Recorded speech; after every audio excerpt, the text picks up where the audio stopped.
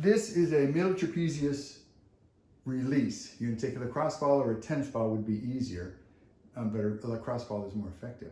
You're gonna go ahead and place this lacrosse ball in between your shoulder blades on one side of your spine, and you're just gonna lay on the ball. You're gonna find a sore spot, and then you're gonna take that arm that the ball, the side of the ball is on one side. That arm is gonna be across your body, and that's really gonna open up your shoulder blade. You're gonna really feel that.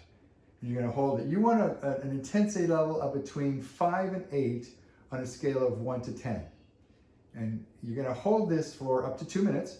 If during that 2 minutes the tension goes below level 5, you're gonna move down or up or in or out, making sure not to go on the scapula. Don't go on the bone, stay on the muscle. But typically there will be more than one sore spot.